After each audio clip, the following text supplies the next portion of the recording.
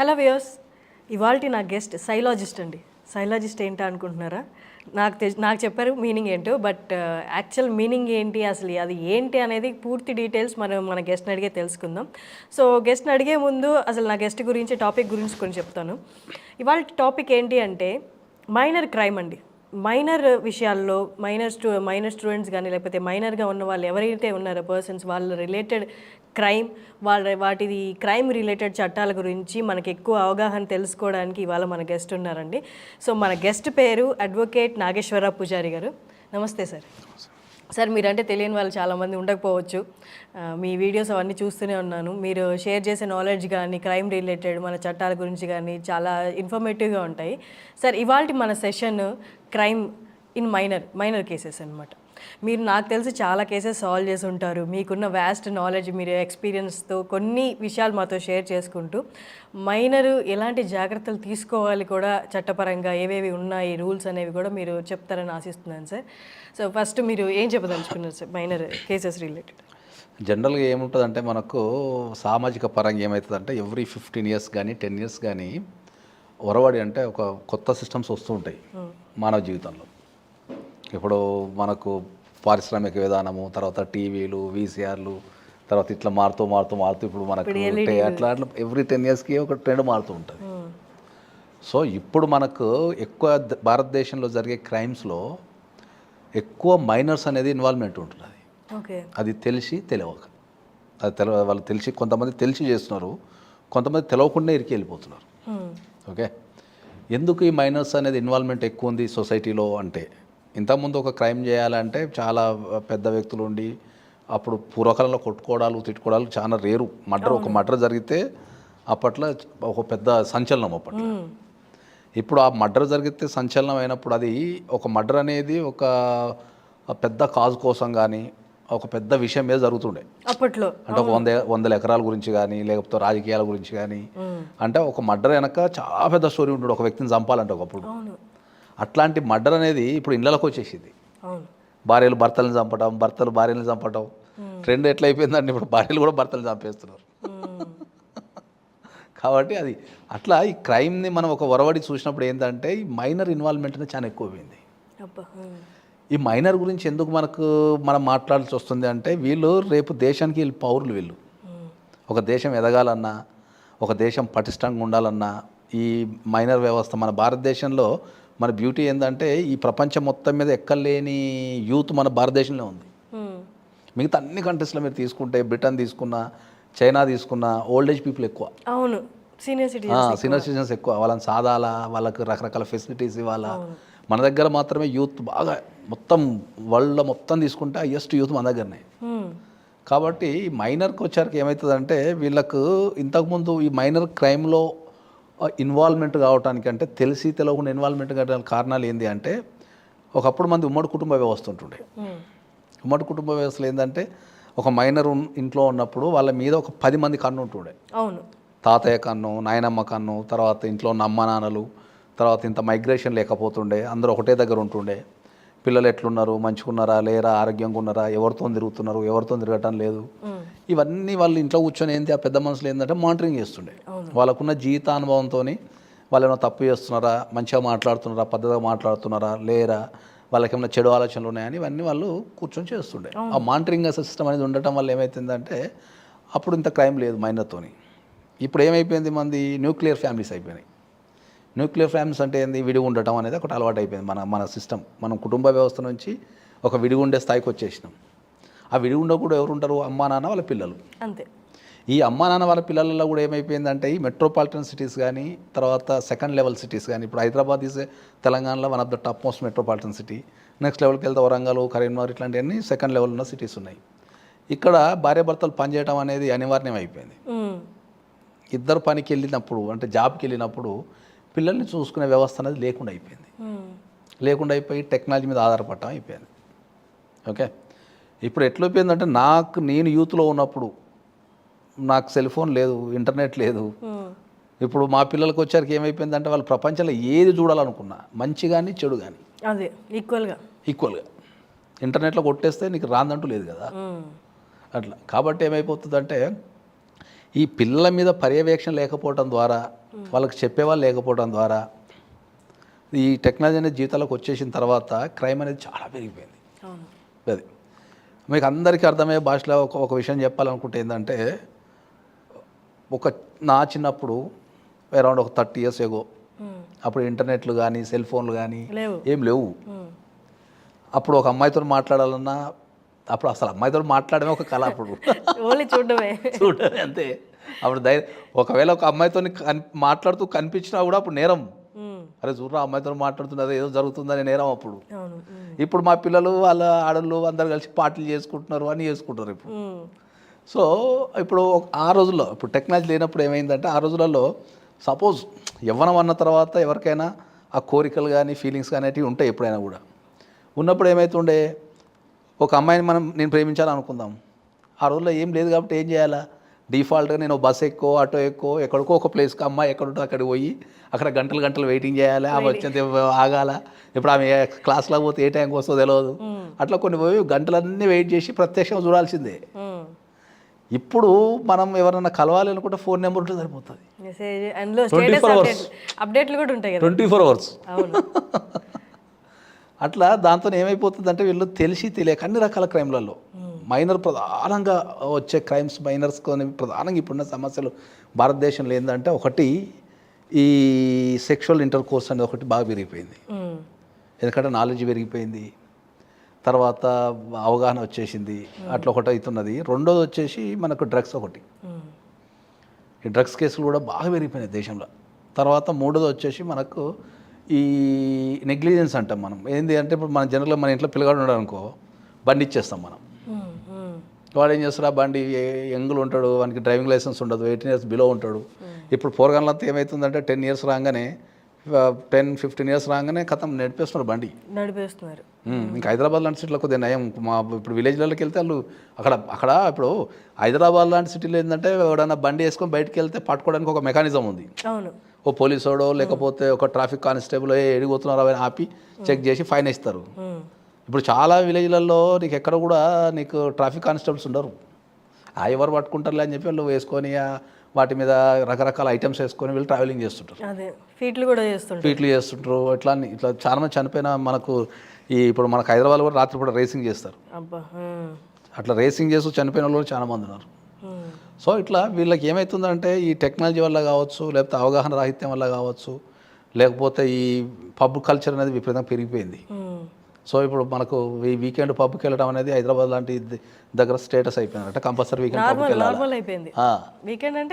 పబ్కి వెళ్ళాల్సిందే, వెళ్ళిపోవాలనేది అయిపోయింది. కాబట్టి ఈ మైనర్ విషయాలకు వచ్చినప్పుడు ఏంటంటే, ఇవన్నీ మనకు క్రైమ్ అనేది బాగా పెరుగుతున్నది. సో ఇక్కడ ప్రధానంగా మనం చర్చించాల్సిన అంశం ఏంటంటే, ఈ ఇంటర్మీడియట్ స్థాయి నుంచి ఈ బిలో 18 years వరకు ఏంటంటే, ఈ లవ్స్ అనేటి గొడవలు, కొట్లాటలు, బ్రేకప్ లేకపోతే ఈ అమ్మాయిల కోసం మగవాళ్ళ కోసం కొట్లాడుకోవడం అనేది ఇంజనీరింగ్ కాలేజ్ లాంటి దాంట్లో చాలా క్యాజువల్ థింగ్ అది. అదే సార్, అది దాన్ని ఎంత స్థాయి వరకు తీసుకోవాలనేది వీళ్ళకి అవగాహన లేదు. ఇంకొకటి మీరు ఇందాక అన్నట్టు నాలెడ్జ్ పెరిగిపోయింది. నాలెడ్జ్ పెరిగింది కానీ మేజర్ మిస్సింగ్ ఏంటి అంటే, ప్రతి పనికి కాన్సిక్వెన్సెస్ ఉంటాయి అన్నది ఎవడు ఎక్కడ చెప్పట్లేదు, వాళ్ళకే అవగాహన రావట్లేదు. నాకు ఇది తెలిసిపోయింది, దీన్ని చేస్తే ఏమొస్తుందో తెలుసు, బట్ దాని కాన్సిక్వెన్సెస్ ఏముంటాయి, ఆఫ్టర్ ఎఫెక్ట్స్ ఏముంటాయి అనేది అస్సలు ఎవడు పట్టించుకోవట్లేదు, చెప్పట్లేదు. ఇప్పుడు మైనర్ పరంగా తప్పు చేస్తే వాళ్ళ లైఫ్ మొత్తం ఖరాబ్ అయిపోతుంది, స్టడీస్ పరంగా ఖరాబ్ అయిపోతుంది, సామాజిక పరంగా ఖరాబ్ అయిపోతుంది, కెరియర్ పరంగా కూడా. ఇప్పుడు ఏదన్నా క్రైమ్లో మీరు ఇన్వాల్వ్మెంట్ కనుక అయితే మీకు పాస్పోర్ట్స్ రావు, జాబ్లో మీకు ఇప్పుడు కంపల్సరీ ప్రతి జాబ్లో బ్యాక్ అండ్ వెరిఫికేషన్ అని చెప్పేసి వెరిఫికేషన్ చేస్తున్నారు, అన్నీ జరుగుతున్నాయి. ఒక్క చిన్న తప్పు మీరు మైనర్ ఉన్నప్పుడు చేసి ఒక్క చిన్న తప్పు మీకు ఎంతమంది ఒక జీవితం మొత్తం మీరు కోల్పోయి కోట్ల చుట్టూరు కానీ లేకపోతే మదనపడుతూ బతకాల్సిన పరిస్థితి ఏర్పడుతుంది. మొత్తం అదే కదా చెప్తున్నా. ఇప్పుడు చాలామంది మా దగ్గరికి వచ్చి వీసాలు రాక సార్ ఆ డ్రగ్స్ కేసులో ఇరికి అట్లా చాలా ఇబ్బంది ఎదుర్కొన్నారు. ఇప్పుడు మీకు ఇప్పుడు ఎట్లా అంటే, వీళ్ళకు చట్టాల మీద సరైన అవగాహన లేదు, ఫస్ట్ ఇన్ఫ్రాస్ట్రక్చర్ లేదు, ఎవరు చెప్పేవాళ్ళు లేరు, ఇంట్లో చెప్పేవాళ్ళు లేరు, ప్రభుత్వం పెద్దగా పట్టించుకోదు. ఓకే, సామాజిక పరంగా ఎవరికి వాళ్ళే బిజీ ఉన్నారు. వీళ్ళకి చట్టాలు ఎవరు చెప్పాలా, ఎక్కడ చెప్పాలా, అసలు ఒక చట్టం ఉందనే విషయం ఎట్లా తెలుస్తుంది అనేది ఒక పాయింట్. ఇప్పుడు మనం రీసెంట్గా మనం మాట్లాడుకుంటే ఈ నవీన్ అది కేసే ఉందనుకుందాం. చూడండి, అందులో తెలిసి తెలవక ఎంతమంది జీవితాలు, రాష్ట్రాన్ని ఎంత అతలాకుతలం చేసింది ఆ కేసు. రాష్ట్రంలో ఉన్న ప్రతి ఒక్కరు ఎంత అతలాకుతలం, ఎంత బాధపడ్డారు దానిపైన. అరే అనవసరంగా పిల్లలు తెలిసో తెలవక జీవితాన్ని వేస్ట్ చేసుకున్నారు, తెలిసినోడు వేస్ట్ చేసుకున్నాడు, తెలవనోడు వేస్ట్ చేసుకున్నాడు అని చెప్పేసి. దీంట్లో ఇంకా మనం ప్రధానంగా చెప్పాల్సిన విషయం ఏంటంటే, చట్టాల మీద ఫస్ట్ మైనర్స్కైనా సరే పెద్దవాళ్ళకైనా సరే చట్టాల మీద ఫస్ట్ అవగాహన లేదు. అస్సలు లేదు. చట్టాల మీద అవగాహన లేదు. ఒకటి అందరికి అర్థం కాని విషయం ఏంటంటే, మన భారతదేశం ఎక్కువ మోరల్ విషయాల మీదనే రన్ అవుతుంది, చట్టాల మీద ఎప్పుడు రన్ కాదు. ఫారిన్ కంట్రీస్ ఉన్నాయనుకో, వాళ్ళు చట్టాలే మాట్లాడతారు, వాళ్ళకి మొరాలిటీ ఉండదు. వాళ్ళకి చట్టం ఏం చెప్తుందో గదే చేస్తారు వాళ్ళు, అంతే. ఇంకా మన భారతదేశంలో ఏంటి అంటే, ఇంకా మనం మోరల్ మీదనే, నిజాయితీ మీద, మోరల్ మీద, నమ్మకాల మీద మనం జీవితాన్ని కొనసాగిస్తుంటాం. చట్టాలను చాలా తక్కువ ఆశ్రయిస్తుంటాం. క్షమాపణ మీద చట్టాలను చాలా తక్కువ ఆశ్రయిస్తుంటాం మనం ఇక్కడ. ఎందుకంటే మన దగ్గర కోర్టుకు వెళ్ళడం అనేది ఇప్పటికీ రోజుకు నా ఆఫీసులో, నా ఛాంబర్లో కనీసం ఒక 10 మంది వచ్చి, మేము అడ్వకేట్ ఆఫీస్కి ఎప్పుడు రాలేదయ్యా అంటారు. మా ఇంటా ఉంటుంది లేదు, అడ్వకేట్ ఆఫీస్కి వచ్చాం అంటారు. మా ఇంటా ఉండలేదు, మేము పోలీస్ స్టేషన్కి వెళ్ళలే అంటారు. చదువుకున్న వ్యక్తులు కూడా. ఇప్పుడు ఒక వ్యక్తి, చదువుకున్న వ్యక్తి ట్యాక్స్ కడితేనే పోలీస్ స్టేషన్ రన్ అవుతుంది, పోలీస్ వాళ్ళకి జీతాలు వస్తాయి. అవును. సో నువ్వు రాత్రనక పాలనక కష్టపడి సంపాదించిన పైసల నుంచి నువ్వు ట్యాక్స్ కడితేనే పోలీస్ స్టేషన్, నీ ప్రాపర్టీ అది. అదే నీ రైట్ అది. కానీ ఈ రోజు కూడా ఈ భారతదేశంలో ఎంత చదువుకున్న వ్యక్తులైనా సరే పోలీస్ స్టేషన్కి వెళ్ళాలి అంటే వెళ్ళలేరు. అదే కావాలంటే నీకు ఎంతైనా ఇస్తాం, మమ్మల్ని పోలీస్ స్టేషన్ పిలవకుండా చెయ్యి అనేది తప్ప, పోలీస్ స్టేషన్కి పోయి మరి నా రైట్ ఏముంది, నా హక్కు ఏముంది, నన్ను ఎందుకు పిలుస్తున్నారు, నేను దేంట్లో ఇన్వాల్వ్మెంట్ ఉన్నా అనేది లేదు. అది కాబట్టి మనం ఏం చెప్తామంటే ఏంటంటే, ఫస్ట్ మనం నిద్ర లేచినప్పటి నుంచి మళ్ళీ రాత్రి పడుకునేంత వరకు చట్టం లేకుండా ఎక్కడ బతకలేం మనం. అవును సార్, కరెక్ట్. మీరు చేసే ప్రతి పనిలో, మీరు నిద్రపోతున్నప్పుడు కూడా జనరల్గా లాలో ఏముంటుంది అంటే, మనకు సౌండ్ సిస్టమ్ ఉంటుంది. సౌండ్ సిస్టమ్ ఏముంటుంది, ఒక రెసిడెన్షియల్ ఏరియాలో ఇంతే రావాలి సౌండ్, అంతకంటే ఎక్కువ సౌండ్ పెట్టడానికి లేదు. సెమీ రెసిడెన్షియల్ ఏరియా అని ఉంటుంది, ఇండస్ట్రియల్ ఏరియా అని ఉంటుంది. అంటే ఒక సౌండ్కి ఒక సిస్టమ్ ఉంది, ఇంతే రావాలా. థియేటర్లోకి వెళ్తే ఇంతే సౌండ్ ఉండాలా. ఇప్పుడు మీ థియేటర్ గురించి చెప్తా మీకు ఒక విషయం. థియేటర్కి వెళ్తే 50 డెసిబెల్స్ ఉండాలి. మన భారతదేశంలో ఏదన్నా ఒక మాస్ హీరో సినిమా కనుక రిలీజ్ అయితే 120 ఉంటుంది. ఎక్కడ 50, ఎక్కడ 120. ఆ సౌండ్ డిటిఎస్ అని, డాల్బీ అని, ఇవని రూమ్లు వేసి చట్టాన్ని ఎవరు పాటిస్తున్నారు? అది హెల్త్ వైజ్ కూడా ప్రాబ్లమ్. అప్పుడు కొంతమందికి ఇమ్మీడియట్లీ ఎఫెక్ట్ అవుతుంది, కొంతమందికి లాంగ్ టర్మ్లో ఎఫెక్ట్ అవుతుంది. చాలా మందికి కూడా ఒక మూవీ అయిపోయిన 3 hours అది బయటకు వస్తే ఏదో ఎనర్జీ అంతా కోల్పోయినట్టు ఫీల్ అవుతుంది. లోపల మీకు అవి డిస్టర్బెన్స్ అయిపోతాయి, రకరకాల ఇష్యూస్ ఉంటాయి. కర్ణబేరి. ఇప్పుడు హైదరాబాద్ తీసుకుంటే ఎన్ని వేల హోటల్స్ ఉన్నాయి. అమ్మో, ఫుడ్ ఇన్స్పెక్టర్లు 3-4 ఉన్నారు మొత్తం హైదరాబాద్కి. వాళ్ళు ఎంతగానో చెక్ చేస్తారు. ఫుడ్ ఇన్స్పెక్టర్ డ్యూటీ ఏముంటుంది, ప్రతి హోటల్కి ఫ్రీక్వెంట్గా వెళ్ళి వాళ్ళు సరైన ఆహార పదార్థాలు అందుతున్నారా లేదా, క్వాలిటీ ఏమున్నది అని చెక్ చేయాలి. ఎంతమంది ఫుడ్ ఇన్స్పెక్టర్లు ఉన్నారు. మనం ఎక్కడ పడితే అక్కడ తింటూ ఉంటాం హైజీనిక్ లేకుండా. తెలిసి తెలవక మనకు కిచెన్లోకి పోయే అధికారం ఉండదు. అంటే మనం పోము కూడా, మనం బయట నుంచో చూస్తాం. కిచెన్లోకి వెళ్ళి చెక్ చేయాల్సింది వాళ్ళు చెక్ చేయరు. ఎంతమంది ప్రజల ఆరోగ్యాలు దెబ్బతింటున్నాయి. ఎంత ఆ ఫుడ్లో కలర్లు వేస్తున్నారు. మీకు చైనీస్ సెంటర్లలో ఆ కలర్ ఎంత డేంజర్ తెలుసా మీకు ఫుడ్ పరంగా కావచ్చు, మీరు తినే ఫుడ్ పరంగా కావచ్చు, మీరు పోయే నిద్ర పరంగా కావచ్చు, మీరు ఒక స్కూల్కి వెళ్ళినా, ఒక ఇన్స్టిట్యూషన్కి వెళ్ళినా, ఒక రోడ్డు మీద నడవాలన్నా, గాలి పీల్చాలన్నా కూడా మీకు చట్టమే ప్రధానం. జనరల్గా మనం పంచభూతాలు అంటాం కదా, ఈ చట్టాన్ని కూడా కలపాలి. మరి ఆరోగ్యం కలిపితే ఏమంటారు కలదు, కానీ చట్టం లేకుండా కూడా మనిషి బతకలేదు.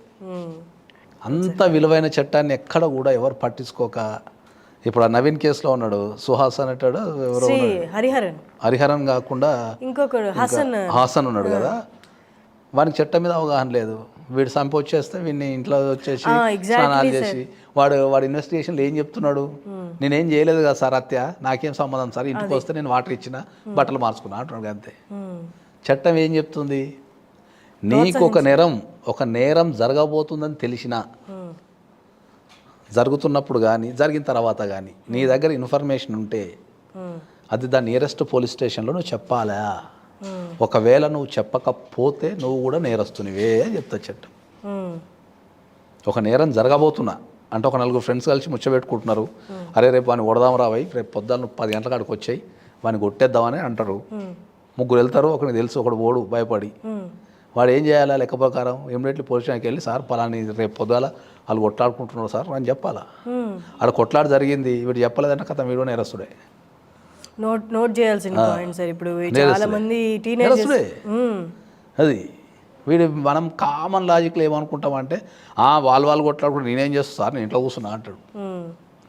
చట్టం పరిధిలో ఏంది, నీకు ఒక నేరం జరగబోతుంది, అక్కడ అన్యాయం జరగబోతుంది, అక్కడ ఒక వ్యక్తి గాయపడుతుండు అన్నప్పుడు నువ్వు చెప్పాలి, అది నీ బాధ్యత పౌరుని కింద అనేది చట్టం చెప్తా స్పష్టంగా. అందుకే మన చిన్నప్పటి నుంచి పెద్దవాళ్ళు చెప్తారు కదా సార్, ఇవన్నీ చట్టాలు వాళ్ళకి అవగాహన లేదు కాబట్టి చెడు వినకూడదు, చూడకూడదు, అదే కదా మాట్లాడకూడదు, అంటే ఆ పరిధిలో కూడా నువ్వు ఉండకూడదు అనేదే కదా సిస్టమ్ అది. అందుకే దాన్ని అక్కడి నుంచే వచ్చింది. చట్టాలు ఏవైనా కూడా జీవితాల నుంచే వచ్చేస్తాయి, అంతే, కొత్తగా ఏం రావు. మనం గడిపే జీవితాల నుంచి చట్టాలు వచ్చేస్తాయి. కాబట్టి అది అందుకే వాళ్ళు అప్పుడు మానిటరింగ్ చేసి ఏదైనా చెడు విషయాలు వినకుండా లేకపోతే ఒక చెడు చేయకుండా ఇట్లాంటివన్నీ అప్పుడు కాపాడుతుండే. ఇప్పుడు మనకు ప్రాబ్లం ఏమవుతుంది దేశంలో అంటే ఒక చెడు ఏదైనా జరిగినప్పుడు తెల్లవార్లు టీవీలో వస్తుంది మనకు, కానీ మనకి శిక్ష పడ్డప్పుడు ఎక్కడ రాదు. శిక్ష పడింది కదా ఒకసారి టెలికాస్ట్ చేసి ఆపేస్తారు అంతే. అసలు ఎంత హైప్ తో చేసిన దాన్ని వాళ్ళే డీలా పరిచేసి ఇది ఏముంది లేరా అన్న స్టేజ్కి వెళ్ళిపోతుంది. ఇప్పుడు నవీన్ స్టోరీ మనం తీసుకుంటే మనం సమాజంలో ఒక పెద్ద పొజిషన్లో ఉన్నాం కాబట్టి మనం దాన్ని 100% తప్పే అది. కానీ యూత్లో ఏం మాట్లాడుకుంటున్నారు ఇవాళ తెలుసా మీకు? చాలామంది బెదిరిస్తున్నారు, సేమ్ ఆ నేషనట్ వేసేస్తాను నేను అని చెప్పి బెదిరిస్తుంటారు. మేమ్స్ తయారు చేసుకుంటున్నారు, పెట్టుకుంటున్నారు, డీపీలు పెట్టుకుంటున్నారు. అది యూత్కు ఏ రకంగా వెళ్ళిపోయింది.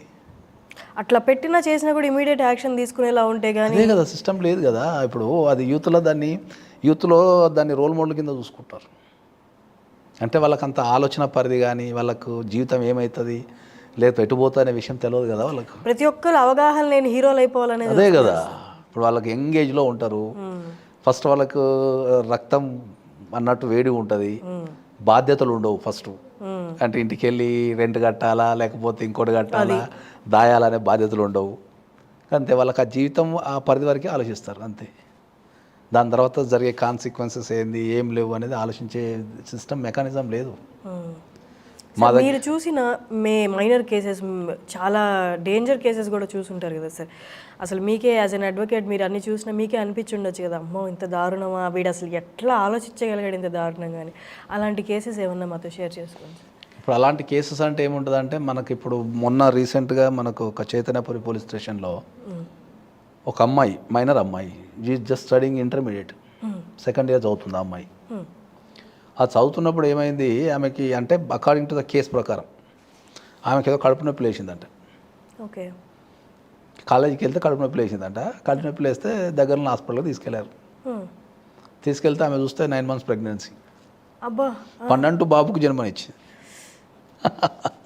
బాబు దగ్గర 2.5 kgs ఉన్నాడు. ఓకే, తీరా చూస్తే అప్పుడు హాస్పిటల్ అప్పటికప్పుడు డెలివరీ చేసిన తర్వాత డీటెయిల్స్ రాసుకునేటప్పుడు ఏమైందమ్మా అంటే నా ఏజ్ ఇంత అని చెప్తే ఆమె ఏజ్ చూస్తే 17 years. ఇప్పుడు ఆ 17 years ఏజ్లో ఇక్కడ ఇప్పుడు కొద్దిసేపు మనం చట్టాన్ని పక్కన పెడితే ఆ 17 years ఏజ్లో ఆమె 9 months బేబీని మోసి ఆమెకు తెలియకుండా ఆమె చెప్పే ఆన్సర్ ఏంటంటే నా కడుపు నొప్పి వచ్చిన అంతే తప్ప నాకు ఏం తెలియదు అంటుంది. అంటే ఒక ప్రెగ్నెన్సీ అనేది నీకు ఒక శరీరంలో ఎన్ని మార్పులు తెస్తుంది అంటే ఆ అన్ని మార్పులు గమనించకుండానే ఉండిపోయినావా?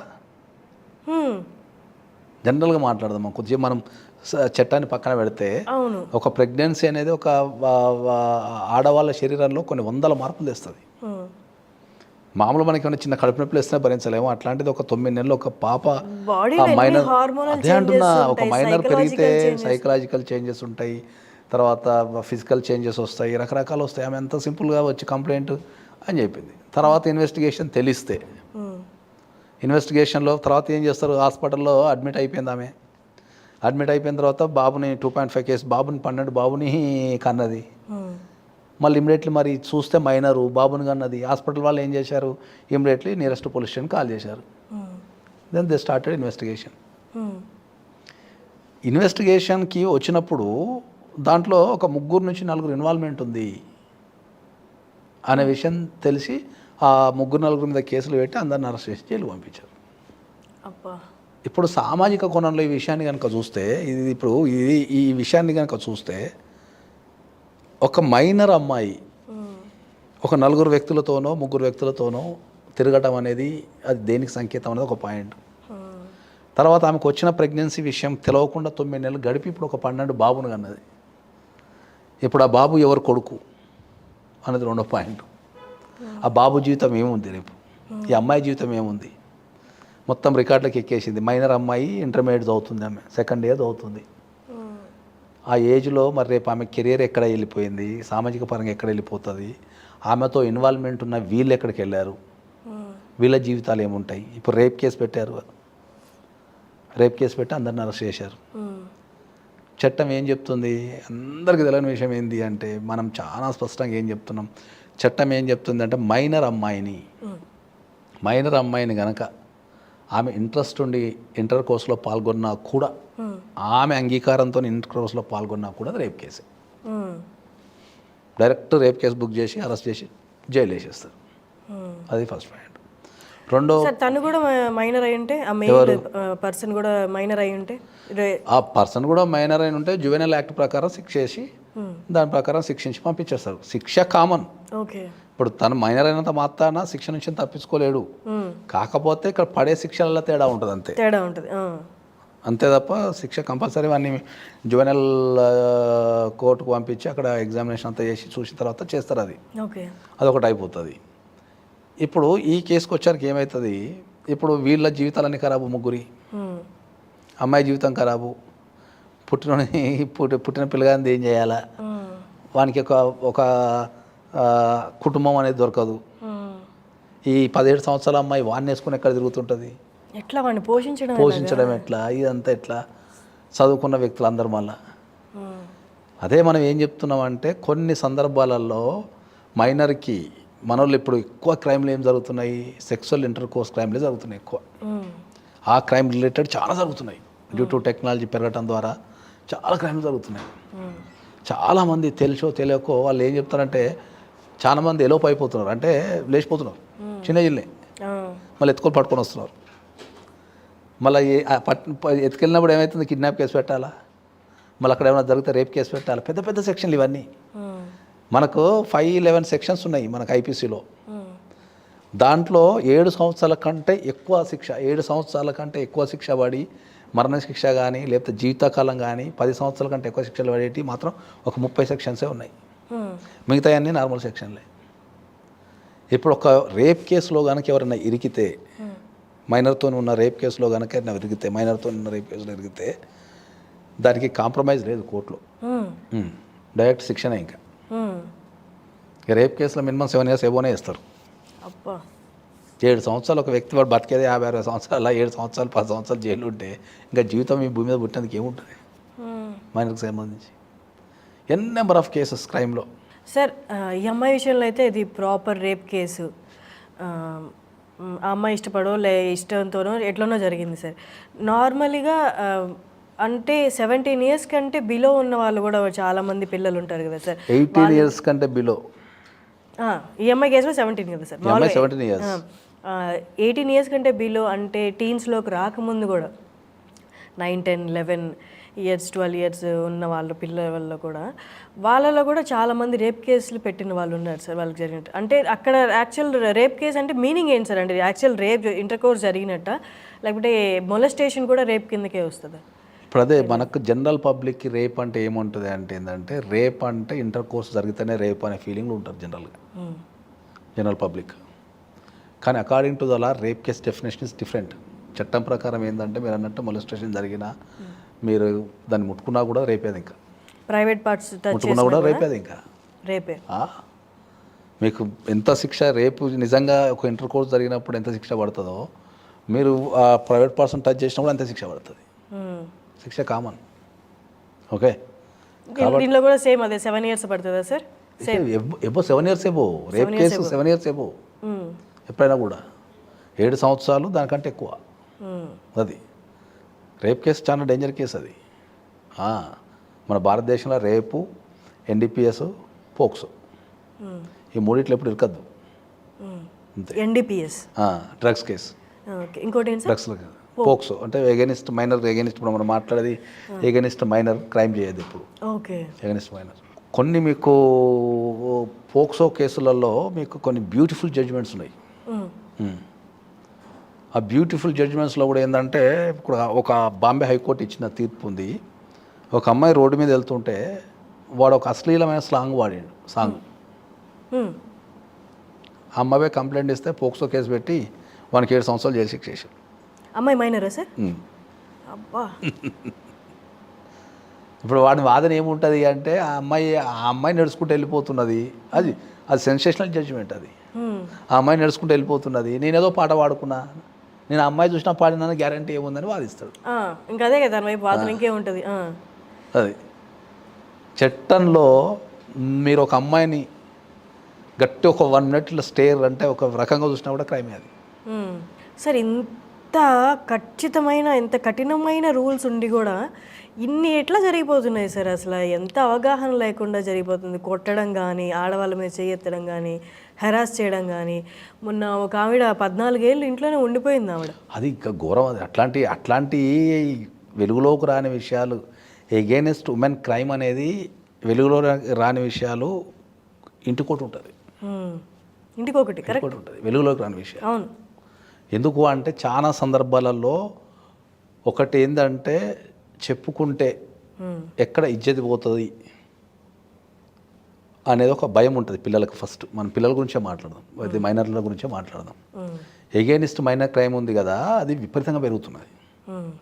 ఎందుకు పెరుగుతున్నది అంటే ఏంటంటే మన భారతదేశంలో ఫస్ట్ వచ్చే ప్రాబ్లం ఏంటి అంటే, ఆడపిల్లల విషయంలో వచ్చే ప్రాబ్లం ఏంటి అంటే వాళ్ళు ఫస్ట్ చిన్నప్పటి నుంచి ఏంటంటే సెక్షువల్ విషయాలను ఎప్పుడు మాట్లాడినవారు ఇళ్ళల్లో. వీళ్ళు మాట్లాడటానికి ఏదైనా తెలియని ఏళ్ళు అడిగినా వాళ్ళు తల్లిదండ్రులు వాళ్ళని ఏం మాట్లాడుతున్నావు, ఏం అట్లాంటి మాట్లాడద్దని చెప్పి వీళ్ళు వ్యతిరేకించేస్తారు. కానీ వీళ్ళు మాత్రం 14 ఏళ్ళకి పెళ్లిళ్ళు చేసేస్తారు. అప్పుడు వీళ్ళ మైండ్లో ఏమైపోద్ది అంటే ఇది మాట్లాడద్దేమో అని వాళ్ళకి ఎగెయినిస్ట్ క్రైమ్ జరిగినా కూడా చెప్పారు. ఫస్ట్ ప్రాబ్లం అక్కడ వస్తుంది మనకి ఇళ్ళల్లో. ఒకవేళ ఏదైనా పిల్లలు చెప్తున్నప్పుడు ఏం చేయాలంటే కంపల్సరీని దానికి తగ్గ ఆన్సర్ ఇవ్వగలిగితే వాళ్ళు ఆ విషయాన్ని నార్మల్గా తీసుకుంటారు. అది రెండోది సామాజిక పరంగా వీళ్ళు ఫస్ట్ చెప్పడానికి భయపడతారు. రెండోది సామాజిక పరంగా తల్లిదండ్రులు కూడా ఇజ్జతి పోతుందేమో, ఈ అమ్మాయికి పెళ్ళి కాదేమో, ఈ అమ్మాయి చదువులు పోతాయేమో, కంప్లైంట్ ఇస్తే పోలీస్ స్టేషన్ చుట్టూ ఎవరు తిరగాల, న్యాయం జరగదేమో అనే విషయాల మీద చాలా కంప్లైంట్ పోలీస్ స్టేషన్ దాకా వెళ్ళవు. సార్, ఇప్పుడు మైనర్ మీద ఇలాంటి ఏదైనా అటెంప్ట్ జరిగినప్పుడు, లేకపోతే ఎవరైనా మిస్బిహేవ్ చేసినప్పుడు మైనర్లు రెడీగా ఉండి తల్లిదండ్రులు వాళ్ళు ఆల్మోస్ట్ పోలీస్ కేసు దాకా రావడము, పోలీస్ స్టేషన్కి వచ్చి వాళ్ళకున్న అవగాహన ఉంటుంది కంప్లైంట్ ఇవ్వడం, తర్వాత పేరెంట్స్ వచ్చి వాళ్ళని ఆపి వెనక్కి తీసుకెళ్ళిపోవడము, లేకపోతే ఒక ఊర్లో ఏదైనా జరిగింది ఇలాగా, ఆ అమ్మాయి రెడీగా, పాప రెడీగా ఉండి చెప్పడానికున్నా వాళ్ళ పేరెంట్స్ బెదిరించడం, చెప్పొద్దని, మనం దాని తర్వాత అవన్నీ ఫేస్ చేయలేదని, అలాంటి కేసులు వచ్చినాయా సార్ మీ దగ్గరికి? రెగ్యులర్గా వస్తూనే ఉంటాయి.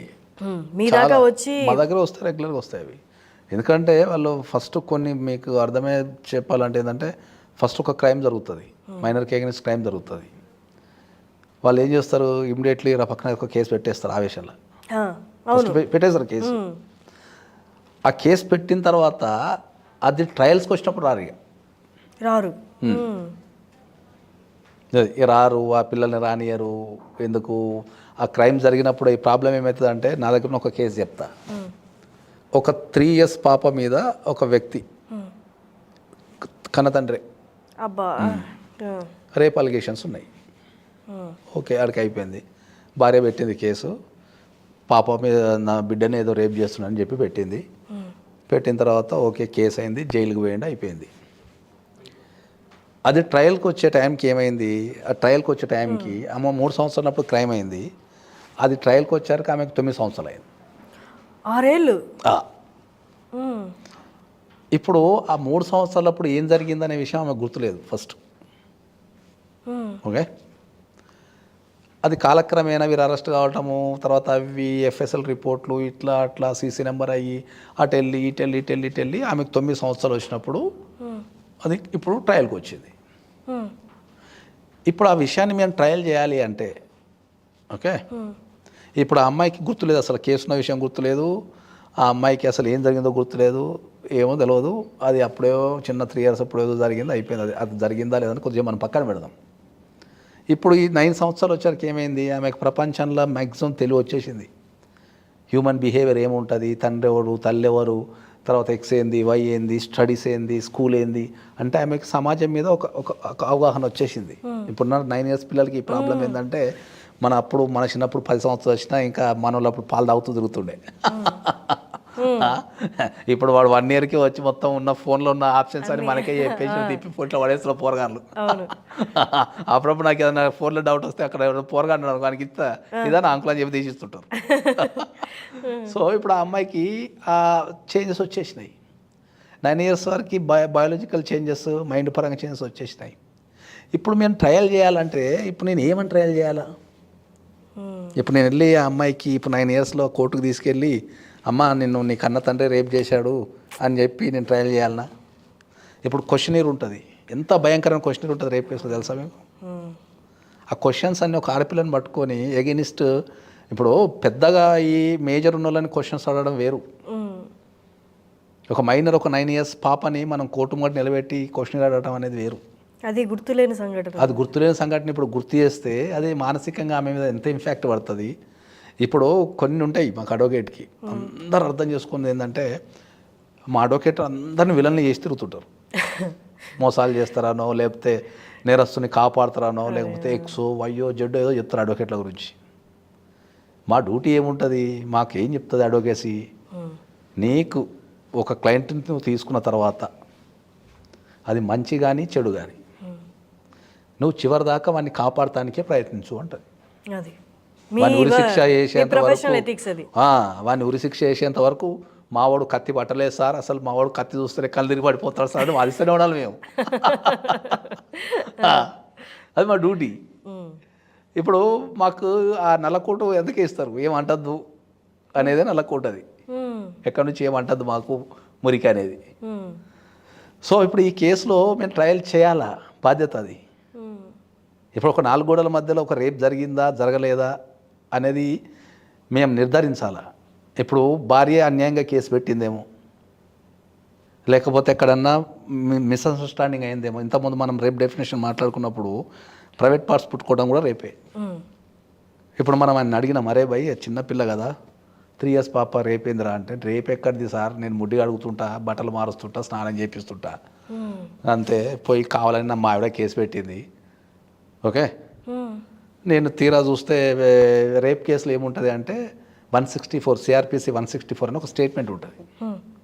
అంటే రేప్ విక్టిమ్ని ఏం చేస్తారు అంటే మెజిస్ట్రేట్ గారు సపరేట్గా పిలిచి వాళ్ళ దగ్గర నుంచి ఇన్ఫర్మేషన్ రాసుకుంటారు, ఏం జరిగిందమ్మా అని. పోలీస్ స్టేషన్లో కాకుండా లేడీ మెజిస్ట్రేట్ గారు రాసుకుంటారు. ఎందుకంటే పోలీస్ స్టేషన్లో అప్పుడప్పుడు మగవాళ్ళు ఉంటారు, కొన్ని సందర్భాల్లో స్టేట్మెంట్ చెప్పకపోవచ్చు, ఇంకా రకరకాల కారణాల వల్ల 164 అని ఒక కొత్తది ఉన్నది మనకు. అందులో మెజిస్ట్రేట్ ముందు కూడా మళ్ళీ వాళ్ళు వాంగ్మూలం ఇవ్వాలి. ఇప్పుడు ఆ పాపకి ఏమైంది, మీకు కథనాకు స్టోరీ చెప్తుంది ఇంట్లో. ఆ పాపను అక్కడ నిలబెట్టేసి మీ నాన్న ఈడ ముట్టుకున్నాడా అన్నది, ముట్టుకున్నాడు అన్నది, ఈడ ముట్టుకున్నాడా అన్నది, ముట్టుకున్నాడు, ఈడ ముట్టుకున్నది, ఈడ ముట్టుకున్నాడు కథ అయిపోయింది. Statement recorded. ఆ రోజు ఆ సంఘటన జరిగిన తర్వాత మా చిన్న అబ్బాయి ఉంటాడు, మా చిన్న అబ్బాయి అంటే నాకు ప్రాణం, కొద్దిగా క్యూట్గా చిన్న మంచిగా ఉంటాడు కదా. నేను వాడిని పొద్దుల నేను చాలా బిజీ ఉంటాను, జనరల్గా చాలా బిజీ ఉండి నేను రాత్రి 2 గంటలకు 3 గంటలకు ఇంటికి పోతా. నాకు పిల్లలతో గడిపే టైం మార్నింగే దొరుకుతుంది. వాడు లేవకముందు నేను లేచి వాడిని కొరుకోవడము, మా పిల్లగాడే వాడిని కొరుకోవటము, ముద్దులు పెట్టడము, రాజీ చేసుట. ఇది జరిగిన తర్వాత దెబ్బకు బంద్ చేసిన నేను. రేపు ఎవడన్నా పిలిచి అరే మీ నాన్న కొరికిండా అంటే కొరికిండా అడగ నన్ను తీసుకుపోతారు. చట్టం అది. అక్కడ జెండర్ కాదు, పిల్లల మీద కొరకనీకి ముద్దులు పెట్టుకోనికి లేదు చట్టంలో. వేడబడతాడు ముద్దులు పెట్టుకొని ఇష్టం వేస్తాడు లేదు. ఈ సంఘటన జరిగిన తర్వాత మా అబ్బాయిని ముట్టుకోవడం మానేసిన ఇంక అప్పటి నుంచి. రేపు ఏదైనా జరిగి ఇప్పుడు పసిపిల్లలకి ఏం తెలుస్తుంది, తెలియదు కదా. మీ డాడీ కొరికినారా అంటే కొరికినాడు అంతే. మనకి కొరికితే ఈడు ఏడిపోతున్నాడని మనకు తెలియదు కదా. డాడీ ఉండడు ఇంకా. మనకు తెలియదు కదా. లోపల తీసమే జైలు వేస్తారు, 9 రోజులకు బెయిల్ ఇస్తారు విషయం మనకు తెలియదు కదా. బెయిల్కి 9 రోజులు మనం లోపల తిండివాడు పెట్టారు విషయం మనకు తెలియదు కదా. అంటే చట్టాలు అట్లా. సో ఇక్కడ ఏం ఇప్పుడు మేము వాదించాల్సి వస్తుంది. ఇప్పుడు వాదించినప్పుడు ఆ అమ్మాయి మానసిక పరిస్థితి ఎట్లుంటుంది ఒకసారి మీరు ఆలోచించండి. ఆ కేసు వాదించాలంటే నాకు ఇప్పటికీ భయం అవుతున్నది. నేను కొన్ని వందల కేసులు గెలిచిన క్రైమ్లో, కానీ ఆ కేసు మానవీయ కోణాలు అప్పుడు ఆ అమ్మాయిని పట్టుకొని ఏం క్వశ్చన్స్ వేయాలి నేను? ఈ సందిగ్ధం అది మాకు. అరే ఒక పసిపిల్లని పట్టుకొని ఒక రేపు గురించి ఏం క్వశ్చన్స్ వేస్తాను నేను అనేది అది భయం అవుతుంది అది కేసు. ఇప్పుడు ట్రయల్కి వచ్చి ఉన్నది, ఏం చేయాలో అర్థం కాక సందిగ్ధంలో ఓడిపోయి ఇటు న్యాయం వైపు నడవాలన్నా అన్యాయం వైపు నడవాలన్నా, అసలు న్యాయం ఏది అన్యాయం ఏది అనే క్వశ్చన్స్ మధ్యలో నలిగిపోతున్నాం మేము. అట్లా వాళ్ళకి తెలియని విషయం అది తెలియని విషయంలో ఏం చేస్తాం మనం? ఇప్పుడు అది ట్రయల్కి వచ్చింది. అలాంటి సందర్భాలనే తీసుకురారు. ఎందుకంటే తీసుకొస్తే వాళ్ళ పిల్లల మీద ఇంపాక్ట్ అవుతుంది. ఇప్పుడు అడ్వకేట్ అడిగే క్వశ్చన్లు ఉంటాయి, గలీజ్గా ఉంటాయి. అరే కెరియర్ ఖరాబ్ అయిపోతుంది, వీళ్ళకు మానసికంగా ఒకసారి ఖరాబ్ అయిపోతే ఇంకా చాలా ఘోరంగా ఉంటుందని చెప్పి అందుకే ట్రయల్కి తీసుకురారు. ట్రయల్కి తీసుకురావడానికి ఇట్లాంటి కారణాలు కూడా ఉంటాయి. కొంతమంది మూవ్ అయిపోతారు, ఒక ఏరియా నుంచి ఏం చేస్తారు, ఇప్పుడు హైదరాబాద్లో పని చేస్తుంటారు, క్రైమ్ జరిగినప్పుడు కట్ చేస్తే ఢిల్లీ వెళ్ళిపోతారు. ఇక ఢిల్లీ నుంచి ఎవరు రావాలి చాలు మర్చిపోవాలి ఇట్లా. అంటే మన దగ్గర ప్రధానంగా ఏంటంటే ఏదన్నా క్రైమ్ జరిగినప్పుడు జరిగే క్రైమ్కి ఒక 100 క్రైమ్ జరిగినాయి అనుకో, మన దగ్గర ఒక 10% శిక్షలు పడతాయి.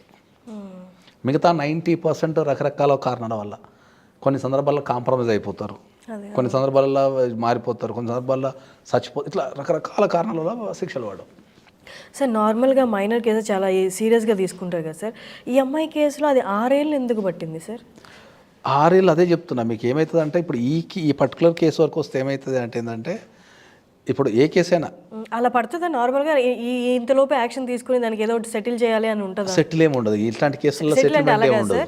ఐ మీన్ దాని డీటెయిల్స్ అన్ని తీసుకొని జడ్జి ముందు హాజరుపరచాలి ఈ టైం పీరియడ్లోనే అని ఉంటుందా?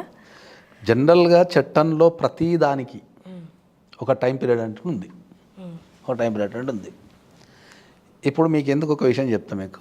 డీవీసీ, డొమెస్టిక్ వైలెన్స్ అనే ఒక కేసు ఉంటుంది.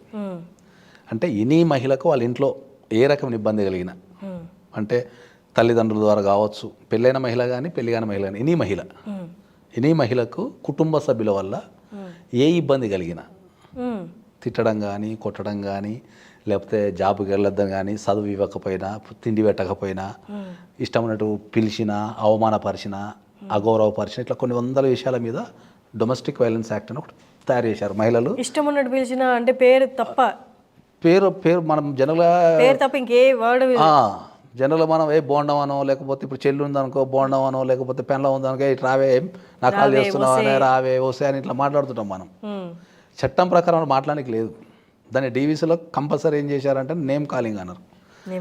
నేమ్ కాలింగ్ అంటే ఏంటంటే నువ్వు గౌరవంగానే పిలవాలి ఎవరినైనా, ఇర్రెస్పెక్టివ్ ఆఫ్ ద జెండర్ కావచ్చు, లేకపోతే వాళ్ళ షేప్ కావచ్చు. నువ్వు లావుగుంటే లావుగున్నావని బాడీ షేమింగ్ చేయటం కానీ అట్లా చేయడానికి లేదు చట్టం ప్రకారం. ప్రేమగా పిలుచుకొని వాళ్ళిద్దరి మధ్య అంగీకారం ఉంటుంది వేరు. ఇప్పుడు జనరల్గా పొట్టిగుంటాయి పొట్టిదానా అంటే వాళ్ళు ప్రేమ ఉంటుంది వేరు. ఇద్దరికి పరస్పర అంగీకారం ఉన్నంతకాలం ఏది కాదు. కానీ ఒకరికి ఎగెనిస్ట్గా మనం పిలుస్తున్నాం, వాళ్ళ విల్కి ఎగెనిస్ట్గా మనం పిలుస్తున్నాం అంటే క్రైమ్ అది. సో ఇప్పుడు డీవీసీ అనేది చట్టంలో ఏం రాశారు, ఎనీ డీవీసీ కేసు అంటే డొమెస్టిక్ వైలెన్స్ కేసు 6 నెలల్లో కంప్లీట్ కావాలి. ఓకే, అది చట్టం చెప్తుంది. నాకు తెలిసి నేను ఒక 10,000 డీవీసీ కేసులు వాదించుంటా. 6 నెలల్లో నోటీస్ కూడా పోదు మాకు. అయ్యో, కానీ కేసు స్టార్టే కదా 6 నెలల్లో మాకు. అది 6 నెలల్లో కేసు స్టార్ట్ కాదు మాకు. ఒక డీవీసీ కేసు యావరేజ్గా కరెక్ట్ చెప్తే 5 సంవత్సరాలు. ఒక కేసు ఎవరైనా డీవీసీ వేసుకుంటే కరెక్ట్ మనం చెప్పాలంటే, ఎక్స్పర్ట్ అంటే మేము కొద్దిగా ఎక్స్పర్ట్ కాబట్టి దాన్ని రిడ్యూస్ చేసేస్తాం, కానీ జనరల్ యావరేజ్ మనం క్యాలిక్యులేషన్స్ ఇన్ ద సొసైటీ కనుక తీసుకుంటే 5 years. మరి చట్టంలో 6 months రాశారు, మరి ఇక్కడ 5 years అంటారు. సో ఒక కేసు అనేది డిలే కావడానికి ఏముంటుంది అంటే ఒక్కల అడ్వకేట్ తప్పో లేకపోతే జడ్జి తప్పో ఉండదు. రకరకాల కాంబినేషన్స్ కుదరాలి అందులో. డీవీసీలో శిక్ష పడితే ఎన్ని ఏళ్ళు పడుతుంది సార్? డీవీసీలో మీకు ఎప్పుడైనా కూడా మీకు కొన్ని మట్టుకు మాత్రమే శిక్ష ఉంటుంది. అది అది జనరల్గా సివిల్ నేచర్, అది సివిల్ నేచరు అంటే క్రిమినల్ నేచర్ ఉంటుంది. రెండు. డీవీసీ యొక్క గొప్పతనం ఏంటంటే కరెక్ట్ మీకు చెప్పాలంటే ఏంటంటే అది పూర్తిగా సివిల్ కేసు కాదు, పూర్తిగా క్రిమినల్ కేసు కాదు. ఇది ఒకటే చట్టం భారతదేశంలో. అటు సివిల్ ఉండదు, ఇటు క్రిమినల్ ఉండదు. అటు దాన్ని క్రైమ్కి తీసుకోవచ్చు, ఇటు సివిల్ బట్టి క్రైమ్ తీసుకోవచ్చు. 2 సంవత్సరాల వరకు మనకు ఏదన్నా చేస్తే 2 సంవత్సరాల వరకు శిక్ష పడే అవకాశం ఉంటుంది అట్లా. కాబట్టి ఇప్పుడు ఇంతకుముందన్న మీరు రేప్ కేసే తీసుకుందాం. మనకు రేప్ కేసుకి మనకు స్పెషల్ కోర్ట్స్ ఉన్నాయి. ఫస్ట్ ట్రాక్ కోర్ట్స్ అంటాం మనం, ఫాస్ట్ ట్రాక్ కోర్ట్స్ అంటాం మనం, ఉన్నాయి. దాంట్లో జడ్జెస్ లేరు, సఫిషియెంట్ జడ్జెస్ లేరు దేశంలో, ఎక్కడ కూడా లేరు. హైకోర్టు వరకు ఎక్కడ కూడా సఫిషియెంట్ జడ్జెస్ లేరు ఏ కోర్టులో. 50% ఆఫ్ ద పొజిషన్స్ ఎప్పుడు ఖాళీ ఉంటాయి. ఒక 50% పని చేస్తుంటారు. ఈ 50%లో 100% కేసుల్ని బర్డెన్ తీసుకొని చేస్తుంటారు. అబ్బా, ఎక్కడ కూడా లేవు, సఫిషియెంట్ జడ్జెస్ లేరు. ఉన్న జడ్జెస్ మీద బర్డెన్ పడుతుంటుంది. వాళ్ళు ప్రతి కేసు వినాలా, ఓపిక గినాలా, సాక్ష్యాలు పరిశీలించాలా, ఒక జడ్జ్మెంట్ డెలివరీ చేయాలా. అది ఆ court document is a public document, అంటే ఎనీబడీ కెన్ యాక్సెస్. అవును. పబ్లిక్ డాక్యుమెంట్ ఉన్నప్పుడు మనం ఇష్టం ఉన్నట్టు బిహేవ్ చేయడానికి కానీ ఇష్టం ఉన్నట్టు రాయడానికి కానీ ఉండదు. ప్రతిదాన్ని కన్సల్ట్ చేస్తూ ప్రతి విషయాన్ని చూస్తూ ఒక్కొక్క magistrate judges morning 8 o'clock start చేస్తే రాత్రి 11 అవుతుంది పని వాళ్ళకు. ఎక్కడ సరైన జడ్జెస్ కానీ ఫెసిలిటీస్ కానీ లేవు దేశంలో. అట్లా అందుకనే లేట్ అవుతుంటుంది దేశంలో. ఏంటంటే ఇటు అడ్వకేట్స్ పరంగా లేట్ అవుతుంటుంది. పబ్లిక్ మనం పీపీ అంటాం, పబ్లిక్ ప్రాసిక్యూటర్ని పీపీ అంటాం, అంటే గవర్నమెంట్ సైడ్ ఇప్పుడు కేసులు వాదించే వాళ్ళందరినీ వాళ్ళు సఫిషియెంట్ లేరు కింది కోట్లలో. ఒక పబ్లిక్ స్వాట్ కూడా 4 కోట్లకు వాదిస్తుంటాడు. ఏడవుతుంది మ్యాన్ పవర్, ఏడవుతుంది. ఒక్క కోర్టులో 200 కేసులు ఉంటాయి ఒక డేకి క్రైమ్లో. మరి ఒక్క కేసే 200 ఉండి ఒక పబ్లిక్ ప్రాసిక్యూటర్ 200 చూస్తానికి టైం సరిపోదంటే మళ్ళీ మీరు అదనంగా 3 కోట్లు ఇస్తారు. ఇంకా మీకు ఎక్కడి నుంచి డెలివరీ అవుతుంది? క్వాలిటీ అనేది ఎక్కడి నుంచి డెలివరీ అవుతుంది? దానిపైన ఎవరు దృష్టి పెట్టాలి? న్యాయం జరగకపోతే, ఏ కారణం వల్ల న్యాయం జరగకపోయినా ఫస్ట్ హిట్ అయ్యేది అడ్వకేట్కి. కానీ దాని వెనక ఒక కేసు రన్ చేయాలంటే జడ్జెస్ లేక, సరైన స్టాఫ్ లేక, సరైన అవకాశాలు లేక మేము ఎంతమంది కట్ చేయాలి సార్? అంటే ఇప్పుడు మైనర్ ఇష్యూ కూడా చూసాం కదా సార్, ఇద్దరు మైనర్ అయితే జూనైల్కి వెళ్ళాలి అని. సార్ అలా మైనర్ ఇష్యూస్ వచ్చినవి ఏమైనా ఉన్నాయా సార్ మీకు? వస్తాయి, చాలా వస్తాయి. మీకు ఇంతకుముందు చెప్పినట్టు ఈ పారిపోయిన కేసులన్నీ మైనర్గా ఉంటాయి. మాకు అవగాహన లేకుండా పక్కన పారిపోతారు. ప్రధానంగా పారిపోవడానికి ఇంట్లో ఉన్న ప్రాబ్లమ్స్, తల్లిదండ్రులు సరైన కేర్ అంటే ఏంటంటే ఇక్కడ పిల్లలతో మాట్లాడగలగాలి, వాళ్ళ అవసరాలు ఏమైనా చూడాలి. కేర్ అంటే వాళ్ళకి డబ్బులు ఇచ్చో అవి ఇచ్చో కాదు, వాళ్ళ మానసిక పరిస్థితిని అర్థం చేసుకోగలగాలి. వాళ్ళ మానసిక పరిస్థితిని అర్థం చేసుకోగలగాల. వాళ్ళకి ఏదైనా డౌట్ వచ్చినప్పుడు క్లియర్ చేయగలగాల. ఒక మంచి అడిగినప్పుడు మనం ఎట్లయితే రెస్పాండ్ అవుతామో, ఒక చెడు అడిగినప్పుడు కూడా అంతే రెస్పాండ్ కావాలి. ఆ భరోసా వాళ్ళకు ఉంటే వాళ్ళు ఇలాంటి పనులు ఎప్పుడు చేయరు. ఓహో చెడు అడగాలంటే భయపడతారు, ఇంటికి పోయి ఇప్పుడు చెడు అడిగితే భయపడితే తిడతాడు మా నాన్న, లేకపోతే తిడతాడు మా అమ్మ అంటారు, చెప్పరు. ఇక అది అక్కడి నుంచి పెరుగుకుంటూ పోతుంది. సార్ మొన్న ఒక వీడియో ఏదో చూశాను సార్, స్కూల్లో టీచరు పాఠాలు కొంతవరకు చెప్పి తర్వాత చెప్తే పిల్లలకి ఎప్పుడు అది ఎక్కదేమో అని వాళ్ళు కూర్చోబెట్టి వాళ్ళు ముందే రీసెర్చ్ చేసుకొని వచ్చారు, వెళ్ళి వీడియోస్ తీసుకొచ్చారు అనమాట. ప్రతి స్టూడెంట్ వాళ్ళ ఫాదరు పొద్దున్న లేస్తే ఈవినింగ్ దాకా వాళ్ళ ఫీల్డ్స్లో ఎలా కష్టపడుతున్నారో రికార్డ్ చేసుకొచ్చి ఒకరోజు మొత్తం అదే క్లాస్ వాళ్ళకి, ఇదిగో మీ పేరెంట్ ఈ పని చేస్తున్నాడు పొద్దున్న లేచిన దగ్గర నుంచి. ఆ పిల్లలందరూ అక్కడ కూర్చొని వాళ్ళందరూ వాళ్ళు ఏడ్ చేశారనమాట. అంటే ఇప్పుడు ఆ సిచ్యువేషన్ వల్ల వచ్చిన మార్పు అనేది మనం ఎన్నో చెప్పడం వల్ల కాదు, వాళ్ళందరూ వాళ్ళే చూసి రియల్గా మనకి అక్కడ వర్డ్స్ అవసరం లేదు, ఆ మార్పు అలా వచ్చేస్తుంది కదా సార్. అలాంటివి వాళ్ళు దగ్గరగా చూస్తే నాకు తెలిసి ఏమైనా డెఫినెట్లీ వస్తుంది, మీకు తప్పకుండా వస్తుంది. మనం కూడా చాలా సందర్భాల్లో ఏం చెప్తున్నామంటే భారతదేశంలో crime against women especially minor అనేది విపరీతంగా పెరిగిపోతున్నది. ఎన్ని చట్టాలు తెచ్చినా కూడా విపరీతంగా పెరిగిపోతున్నది. ఎందుకు పెరిగిపోతున్నది అంటే ఏంటంటే వాళ్ళకి ఏదైనా ఇబ్బంది వచ్చినప్పుడు చెప్పుకోవడానికి ఒక వేదిక ఉండాలి వాళ్ళకు. అవును. ఇప్పుడు మనకు child welfares and government run చేస్తున్నది. దానికి టోల్ ఫ్రీ నెంబర్ చెప్పమని దేశంలో చెప్పలేరు. ఒక చైల్డ్ వెల్ఫేర్కి సొసైటీ మనకు చైల్డ్ వెల్ఫేర్ది ఉంది గవర్నమెంట్ తరపు నుంచి. పిల్లలకి ఏ రకమైన ఇబ్బంది కలిగినా దానికి కాల్ చేస్తే వాళ్ళు వచ్చేసి కౌన్సిలింగ్ చేయటం కానీ, లేకపోతే వాళ్ళని ఏదన్నా సేఫ్ ప్లేస్లో పెట్టడం కానీ, వాళ్ళకు ఎడ్యుకేషన్ ఇవ్వటం కానీ అవన్నీ చేస్తుంటారు. కానీ ఒక పిల్లలకి ప్రాబ్లం వస్తే ఒక నెంబర్ కాల్ చేయాలనేది ఎంతమంది తల్లిదండ్రులకు తెలుసు, ఎంతమంది పిల్లలకు తెలుసు. అది మీరు స్కూళ్ళల్లో నేను ఏమంటా అంటే ఎవ్రీడే స్కూల్లో పొద్దుగాల మీరు ప్రేయర్ చేసేటప్పుడు కానీ, లేకపోతే క్లాస్లో కానీ ఒక 5 minutes 2 minutes స్పెండ్ చేసి మీకేమైనా ఇబ్బంది ఎదురైతే ఈ నెంబర్కి కాల్ చేయండి అని చెప్పి మీరు చట్టాలని చెప్పగలిగితే వాళ్ళు అక్కడి నుంచి ఎడ్యుకేటెడ్ అయిపోతారు. అవును సార్, మనం కూడా ఇన్ కేస్ పాసిబుల్ అయితే మన ఇంటర్వ్యూలో కూడా చేసుకోవచ్చు.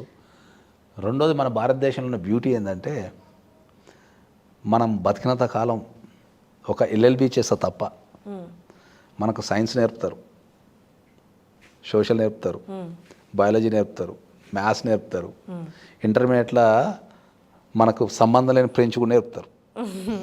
ఇంటర్మీడియట్లో ఫ్రెంచ్ సబ్జెక్ట్ తీసుకుంటారు. కానీ ఏ చదువులో కూడా ఒక చట్టం ఉంటుంది, దాన్ని పాటించాలని చెప్పారు.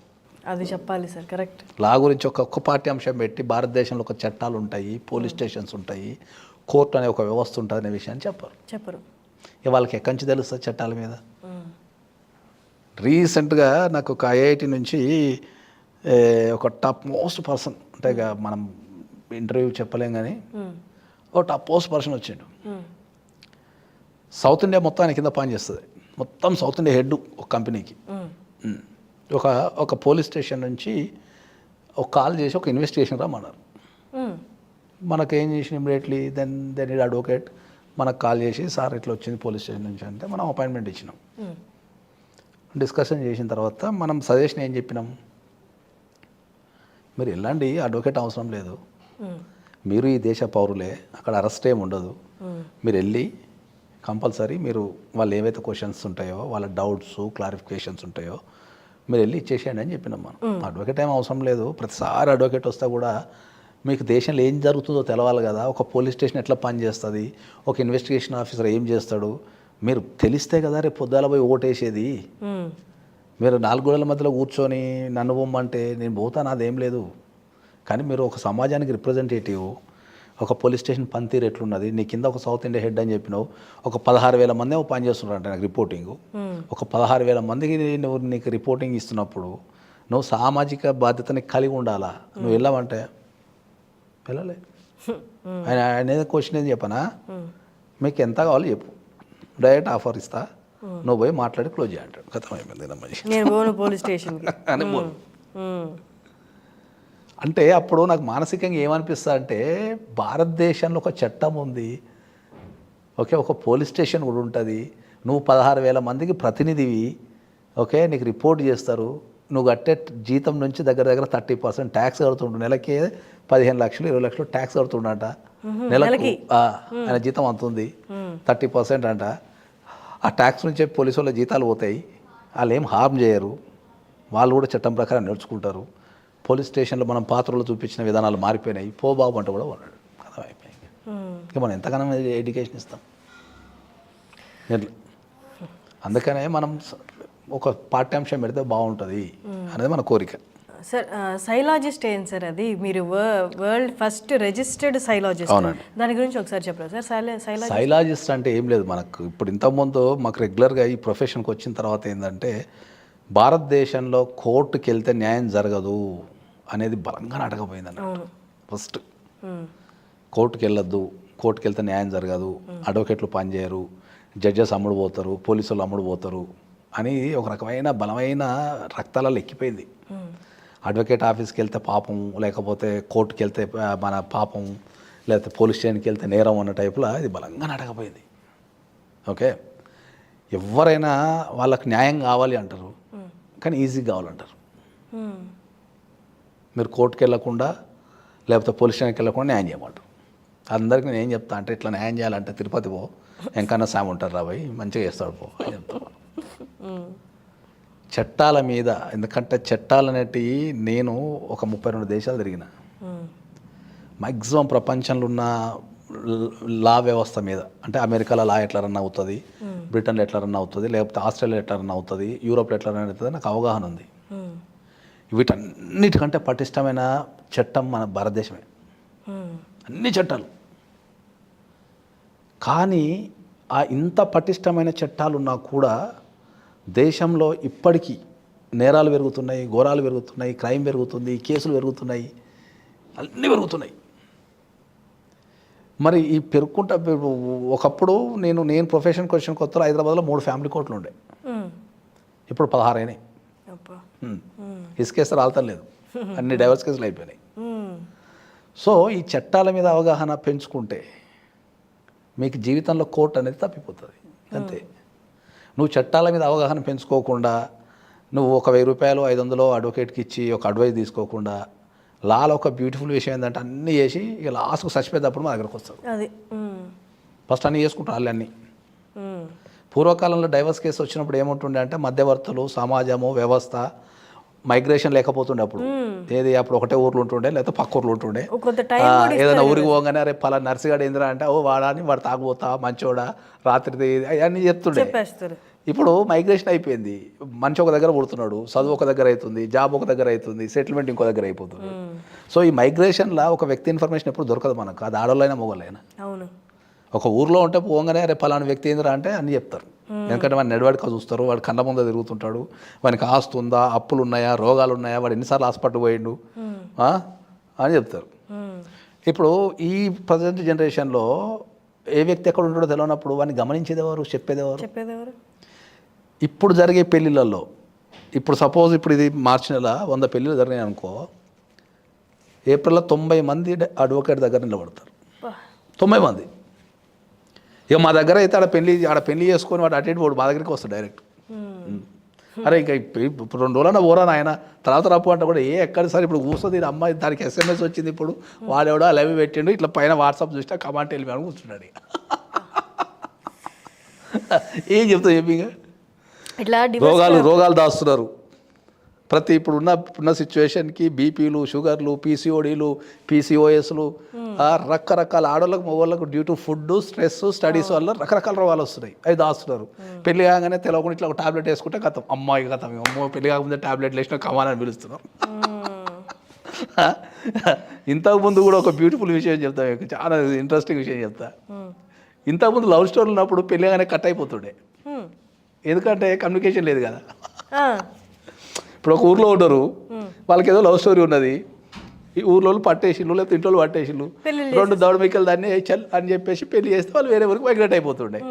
ఆ వేరే ఊరికి మైగ్రేట్ అయిపోయిన తర్వాత ఈ బాయ్ ఫ్రెండ్ గర్ల్ ఫ్రెండ్ కలిసే సిస్టమ్ ఎక్కది. ఇక 2 రోజులు ఇంట్లో కూర్చొని ఏడుస్తుండే, బాయ్ ఫ్రెండ్ తలుచుకొని గర్ల్ ఫ్రెండ్ తలుచుకొని ఏడుస్తుండే, మెల్లమెల్లగా మోనుకో పిల్లలనుకో అలవాటు పడి పిల్లల్ని కంటుండే, కథం అయిపోతుండే. ఎప్పుడో మళ్ళీ ఓ 10 సంవత్సరాలకు ఊరికి వచ్చినప్పుడు బాయ్ ఫ్రెండ్ గర్ల్ ఫ్రెండ్ కలిస్తే సినిమాలు సాగి చేసుకుంటుండే, మంచి ప్రశాంతంగా జీవితం ఉంటుండే. ఇప్పుడు ఫోన్ నెంబర్ మాకు వచ్చే కేసులలో వాడు తాళి కడుతుంటే కూడా ఇక్కడ లైవ్ షోలు పెడుతుండే బాయ్ ఫ్రెండ్ గర్ల్ ఫ్రెండ్కి. రాత్రి ఫస్ట్ నైట్ గురించి కూడా ఏమైంది ఇష్టం, ఈ రిలేషన్ కట్టెడ్ అవుతున్నది. ఇంకా ఏదో ఒక సందర్భంలో దొరుకుతున్నారు, అది తీసుకొచ్చి దగ్గరికి వస్తారు. జాబ్ కోసం అబద్ధము అన్నీ. ఇప్పుడు జరిగే పెళ్ళిళ్ళు ఎప్పుడు కూడా జరిగే పెళ్ళిళ్ళల్లో 90% ప్రాబ్లమ్సే ఉన్నాయి. అసలు ఇసుకేస్తే రాలుతం లేదు ఫ్యామిలీ కోర్టులలో. మనం చాలా క్లియర్గా కొన్ని లక్షల సార్లు చెప్తున్నాం, ప్రీ మ్యారిటల్ కౌన్సిలింగ్కి వెళ్ళండి. బిఫోర్ మ్యారేజ్ లీగల్గా మీరు కొట్లాడలేరు, ఒక్కొక్క కేసు 5 years పడుతుంది, మీ కెరియర్ నాశనం అవుతుంది, మానసికంగా స్ట్రెస్ అవుతుంది. తర్వాత ఇంట్లో ఇప్పుడు ల్యాండ్ కేసు ఉందనుకోండి, నాకు ఒక ల్యాండ్ కేసు వచ్చింది ఒక 6 సంవత్సరాల క్రితం. అది వచ్చినప్పుడు గజం 1000 రూపాయలు ఉండే, ఇప్పుడు 20,000 అయింది. ఆడు క్లయింట్ కూడా వస్తాడు, అంటుంటే వస్తున్నారు సీరియస్గా, ఏమైంది రాబోయ్ 1000 రూపాయలు 20,000 అయింది, ఇంకా 10 రోజులు అయితే 30,000 అవుతుంది, అప్పుడు నువ్వు గెలిస్తే నీకే 30,000 వస్తాయి కదా రాబోయే, నమస్తే సార్ అని వెళ్ళిపోతున్నాడు. అదే ఫ్యామిలీ కేసులలో వాడు వస్తాడు, అరే అంటే సార్ ఇంకా ముసలోనే అయిన తర్వాత మీరు డైవర్స్ ఇస్తే నేను ఎత్తుగా కొనుక్కుంటున్నాను సార్,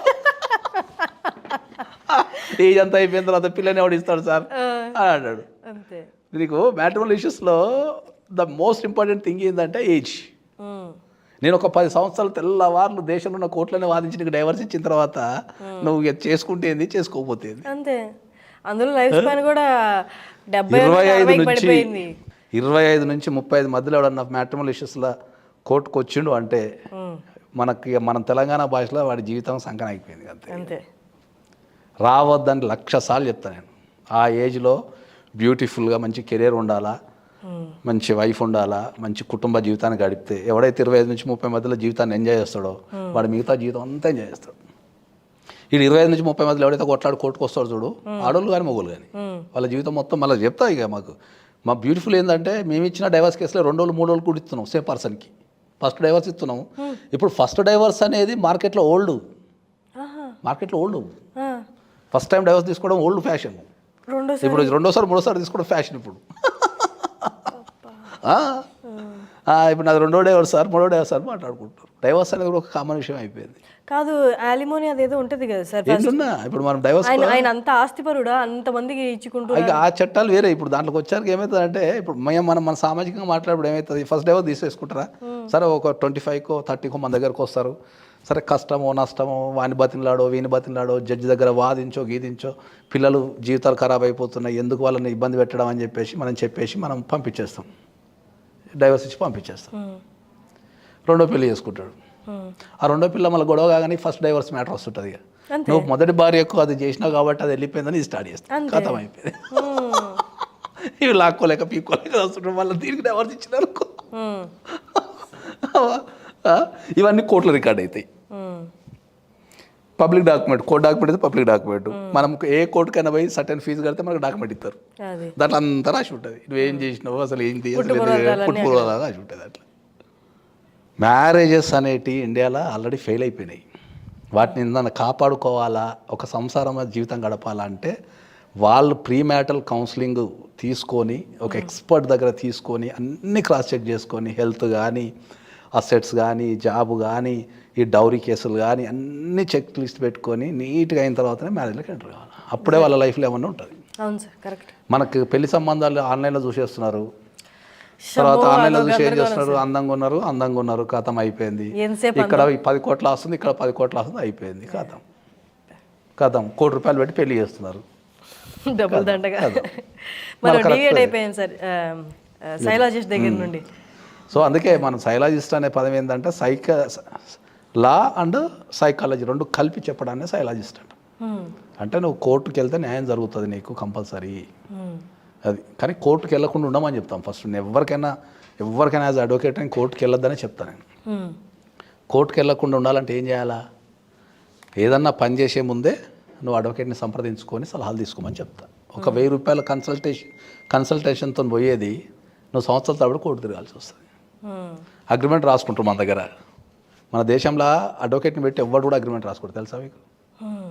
100 కోట్ల ప్రాపర్టీ అయినా వాడు ఆన్లైన్లో ప్రింట్ తీసుకుంటాడు, వాడే నచ్చింది రాసుకుంటాడు, ఆ DTP సెంటర్లో పోతాడు, ఆయనకి 500 ఇస్తాడు, చేసుకుంటాడు, ఖతం అయిపోతుంది. తర్వాత అది కరెక్ట్ అది ఎక్కడో ఇరుకుతుంది, అప్పుడు మన దగ్గరకు వస్తాడు, అప్పుడు అడ్వకేట్ గుర్తొస్తాడు. అరే ఏం రా నాయన ఏం చేసినావు అంటే అప్పుడు ఇట్లా అవుతుంది అనుకోలేదు సార్ అంటాడు. సింపుల్గా అంత మంచిగా ఉంటుంది ఇస్తాడు అనుకున్నా సార్ ఇట్లా నాకేం తెలుస్తాడు, ఖతం అయిపోయింది. ముందు జాగ్రత్త అనేది ఉండదు. మరి అదేదో ఇప్పుడు నువ్వు నాకు 1,00,000 రూపాయల ఫీజు ఇచ్చే బదులు ముందే వచ్చి 1000 రూపాయలు ఇచ్చి 2,000 ఇచ్చి అగ్రిమెంట్ మంచిగా నీట్గా రాసుకొని టర్మ్స్ అండ్ కండిషన్ రాసుకుంటూ పోతే అయిపోతుంది కదా. వినరు. రెంటల్ అగ్రిమెంట్ అట్నే రాస్తారు. ప్రతి అగ్రిమెంటు ఎక్స్పర్ట్లు రాయరు ఎక్కడ ఇండియాలో. ఆన్లైన్ ఫార్మాట్ లేకపోతే DTP సెంటర్లో ఉన్న వ్యక్తులతోనే అగ్రిమెంట్ రాస్తారు. ఎందుకు అంటే మనకి ఆ 1000 రూపాయలు తీయాలంటే భయం అయిపోతుంది. కానీ అది మాకు పెట్టుబడి, అదే మాకు పెట్టుబడి. బిడ్డ ఓ మంచిగా మళ్ళీ 1,00,000 రూపాయలు ఇప్పుడు ఈ 1000 రూపాయలు తీసుకొని నేను ఎందుకు ఉండాలా, మంచి 1,00,000 రూపాయలు వాళ్ళకి నా పోయి చెప్తాను. Thank you so much sir. సార్తో ఈ సిరీస్ అనేది కంటిన్యూస్ అవుతుందండి. మనం ప్రస్తుతానికి ఐ డ్రీమ్ అండ్ నాగేశ్వరరావు పూజారి గారు కలిసి చేస్తున్న ప్రయత్నం ఇది. ఇప్పుడు జరుగుతున్న క్రైమ్స్ అన్నిట్లో అవగాహన అనేది మనకి 0% అనేది కనిపిస్తుంది. అందువల్ల మ్యాక్సిమం క్రైమ్స్ జరుగుతున్నాయి మైనర్ విషయాల్లో కానీ మిగతా విషయాల్లో కానీ. సో ఇవాళ టాపిక్ మనం మైనర్ విషయం తీసుకున్నాము. నెక్స్ట్ టాపిక్ కూడా మ్యాక్సిమం ఆడియన్స్ చూసే వాళ్ళకి ఎంత ఇన్ఫర్మేటివ్గా ఉండి వాళ్ళు ఎంత ముందు జాగ్రత్త పడి సార్ అన్నట్టు ఇప్పుడు చిన్న ల్యాండ్ విషయంలో కూడా ఒక అడ్వకేట్ని పెట్టుకుంటే అది ఎంత ఆథెంటిక్గా ఉంటుంది, రిజిస్టర్ రిజిస్ట్రేషన్ టైంలో లేకపోతే అగ్రిమెంట్ టైంలో అనేది కూడా చాలా ప్లస్ పాయింట్. అండ్ చాలా రైట్స్, అమ్మాయిలకైతే చాలా రైట్స్ ఉన్నాయి. మీరు ఏదైనా చిన్నది జరిగినా వెనకంచ వేయక్కర్లేదా, అది ఈ ఫ్యామిలీ ఆపినా సొసైటీ ఆపినా మీ హక్కు మీకు ఉంటుంది, మీరు ముందుకు వచ్చి అది చెప్పొచ్చు అనేది చాలా విషయాలు సార్ మనతో షేర్ చేసుకున్నారు.